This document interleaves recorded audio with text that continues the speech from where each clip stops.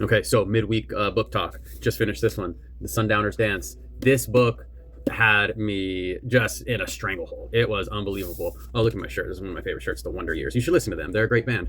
Anyways, Sundowners Dance. This book absolutely just consumed me. It's the overarching plot is not anything that like would surprise you too much. You know, it's culty, like very Jamestown-esque, you know, but the nuances about it are absolutely incredible. Retirement home, you know, retirement community, cult leader, super nasty dude, but there's like cosmic elements, cosmic like paranormal elements in it. And then the ending of this book had me absolutely like shook. It had me all in the feels.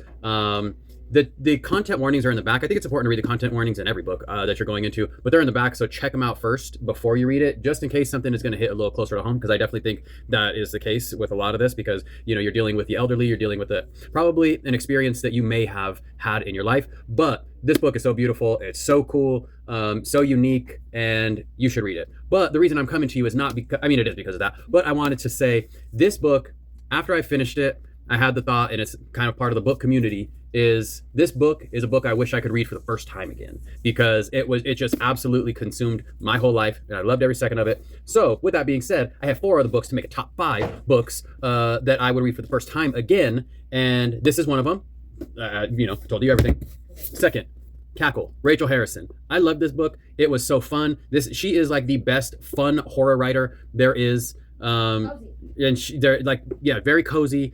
Christiana said that from the other room, because she's right. Such a cozy horror writer. I love this story. So much magic, so much witchery. It's so wonderful. Femrage, yeah, that's true. Are you part of this book now? Are you part of this video? Okay, she's a small part of this video. Third book, Mexican Gothic.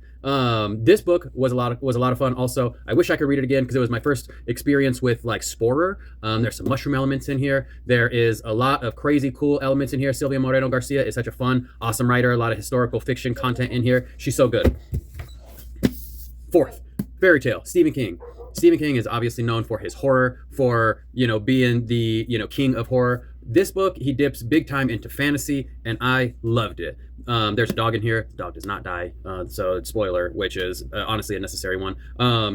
You should read this one. It is such a fun book. It's massive, but that's kind of Stephen King's thing. Fairy Tale was such an amazing read. Took you to faraway lands, and you want to go there. Like, I think about that place all the time. It's insane.